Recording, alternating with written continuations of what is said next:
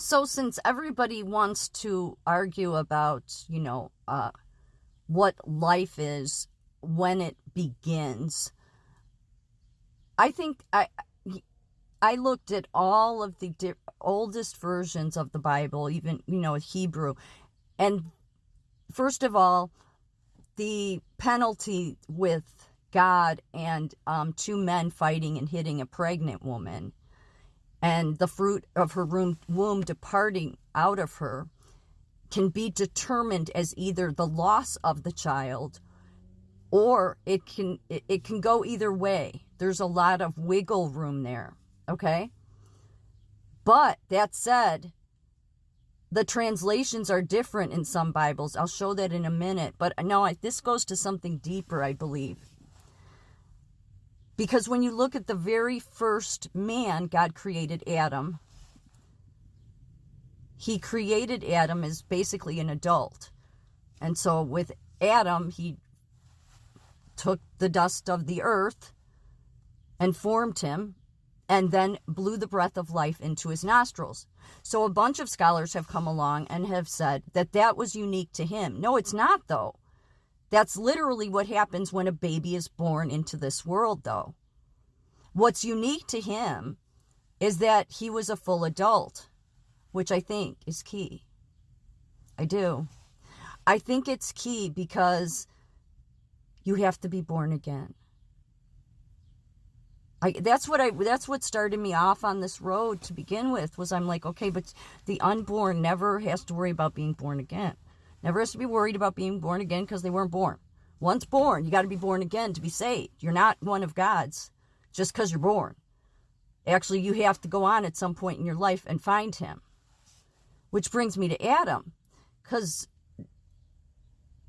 was God really trying to represent this is what a life is? Because to give the commandment, thou shalt not murder, and yet make it difficult, or all of this back and forth talk about when it's an independent life, let's put it that way too, an independent life where it's not on life support by its mother.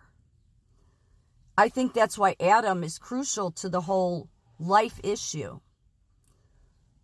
Because first of all, he would be old enough to, I understand when he was born, when God created him in the garden, there was no sin. But God knew what was going to happen. God knew they're going to sin. They're going to be in the fallen world. And then everybody after that that's born is going to have to find me. And as a child, you can't find him. There has to be, reason and logic that you're able to, have.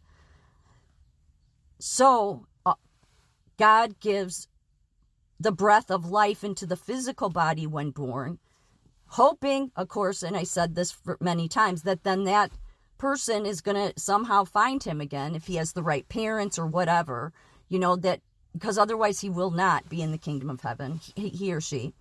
So then, not saved once born, okay? Yet the very, very first people that he created, man and woman, were created as adults. I'm not saying, this isn't saying that, kill babies. It's not where I'm trying to go to this issue of life, because while people want to act like it's no big deal to just change the definition of life, it's like it's a huge deal. It's a huge deal. And I think it's such a huge deal that is why God presented the very first two human beings, man and woman, as adults. Not saying he didn't care about children being born, not saying he didn't care about it in the womb, but it literally had to be an independent life that could breathe on its own. Most importantly, because once given the breath of physical life, when it's born, it then has to go on to be saved again. And how is that life given? Which I mean the Holy Spirit, it's given with breath again. And then God's dwelling within. So I think it's very important to recognize some of these concepts, because to say that Adam and Eve were the first two unique cases. The only thing that was unique about them is they were created as adults, because he wanted them to tend to the garden and they had to name the animals and all of that, okay? But I think there's a reason he did that. Because otherwise, how is anybody going to know what murder is? So these are some early Bible English translations like Coverdale, Tyndale, Wycliffe. If men basically are fighting and a man has a blow at a woman with child, and soothly he maketh the child dead born, but the woman liveth over the fighting, he shall be subject to the harm. He shall be subject to a fine, as much as the woman's husband asketh, and judges deem appropriate. Soothly, if death of her follows, and if her death is the one that's followed, he shall yield life for life. Okay, so there's been different interpretations of this, because Jewish and Christians, there's been a back and forth debate, and so I sit back and I'm like, okay, so since everybody's out of control over this life issue and they can't recognize an independent life versus a life in the womb, okay, that it's a different stage, then how did God expect everybody to know this? Well, you'd have to go back and look at the very first two people he created. He could have created Adam as a baby and Eve as a baby. He could have displayed them in a womb. Of course, then it would be the egg that came first. But I think he literally was trying to show people, it's an independent life. It is not on life support. Does it mean I don't care about the forming of in the womb? No, it just means that I have not given it the life breath that it will need in order, because once born, you can't live without breathing, okay? So I think thou shalt not murder is very important here, and when you start toying with the definition of when life begins, then you are completely changing his word.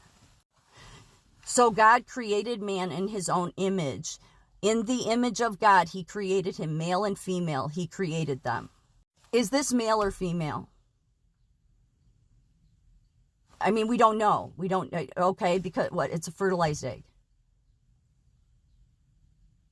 So given that the very first two people ever created, and you cannot say they were unique, except for the fact, what's unique about them, which is key to this, is that they were born with the ability to reason and all of that, okay?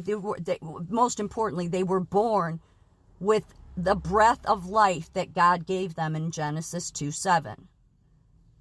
The only thing unique about them is not that they didn't come from a womb, but that they were born as adults.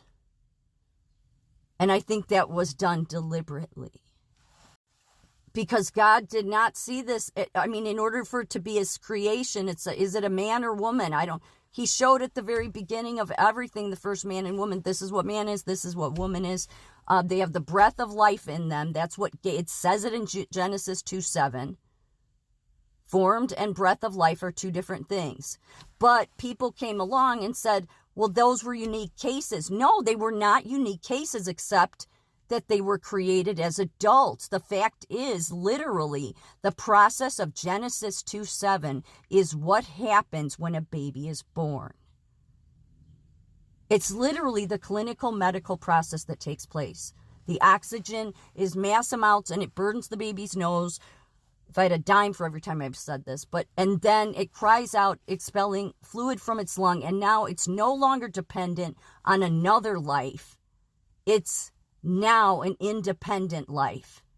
And you know if it's a man or a woman. This is a formation. This is another translation, basically saying that the life for life is for the mother. Why? Because the mother, if the baby is still dependent on the mother. It doesn't, I'm not trying to say, this isn't about, abortion on demand. Forget that. It's about the fact that people should not be toying with when life begins, when it comes to the Bible. So if a man quarrel and one strike a woman with child and she miscarry, indeed, so it's dead. But she lives herself, he shall be answerable for damages, a fine. But if she dies, then a heavier penalty, life for life. figure it out.